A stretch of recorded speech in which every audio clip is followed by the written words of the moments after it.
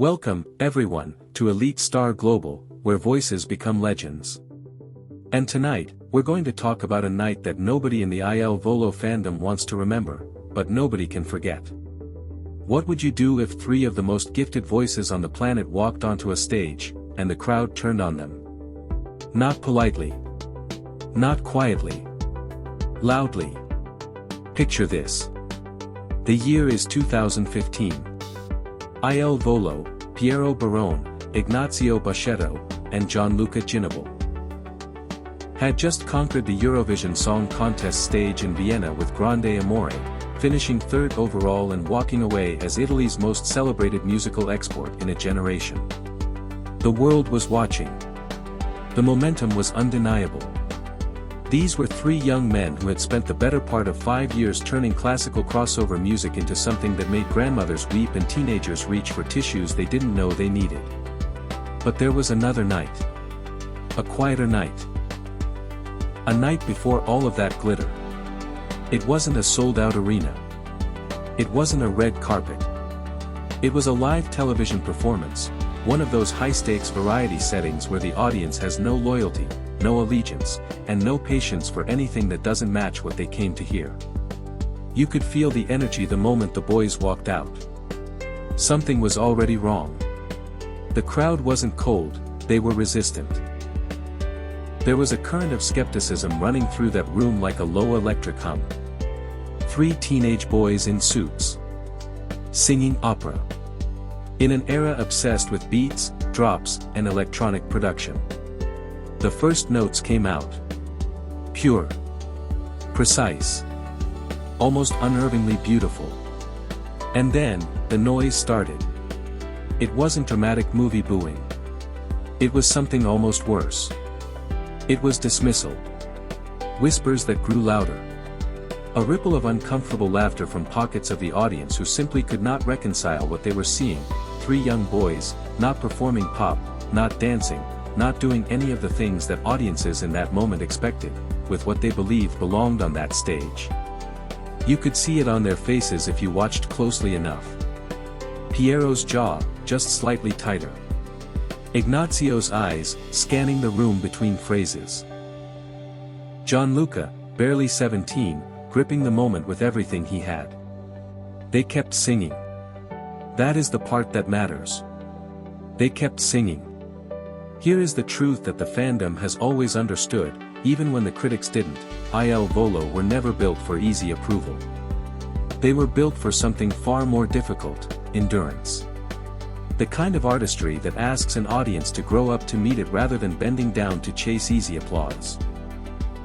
In the days after that performance, fan accounts began sharing clips. The comments were raw. Protective. Some fans were furious on the boys' behalf. Others were heartbroken. But buried beneath all of that emotion was something else entirely, pride. Because anyone who watched that footage knew what they had witnessed. Three boys who refused to shrink. Backstage, according to those close to the group during that period, the mood was heavy. These were not hardened performers with years of rejection behind them. They were teenagers who had been told their whole lives that the gift inside them was rare and real. And now a room full of strangers had laughed. What do you do with that? You talk to your brothers. That's what you do. The bond between Piero, Ignazio, and Gianluca has never been the kind that needs a press release to prove itself. It was forged in exactly these rooms. In the green rooms and the car rides after hard nights, where one of them would say something that made the other two laugh, and suddenly the weight was a little lighter. They have always been each other's armor. That night was no different.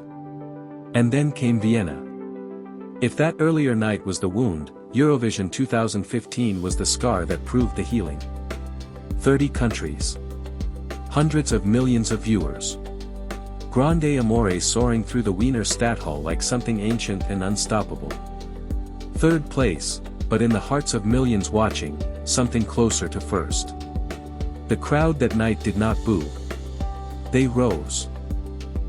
And somewhere, In the emotional memory of every person who had followed these three boys from their earliest stumbling performances to that enormous stage, the full circle closed. Quietly. Powerfully. With tears that felt entirely earned. This is why Il Volo matters beyond the music.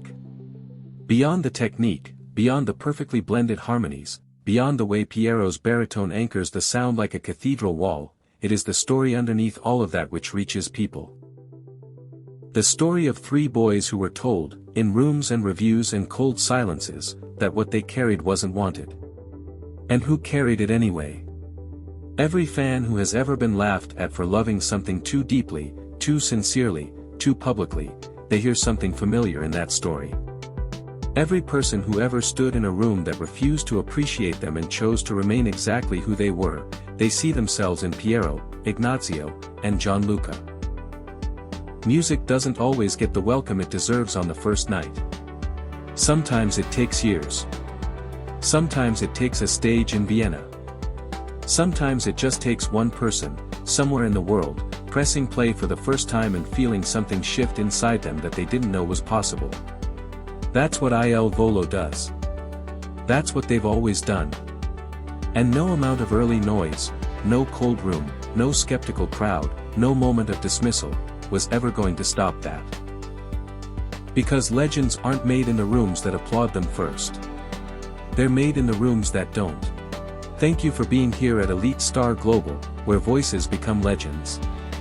If this story moved you, share it with someone who needs to hear it. And if you've been watching Il Volo's journey from the beginning, drop your story in the comments. We want to hear it.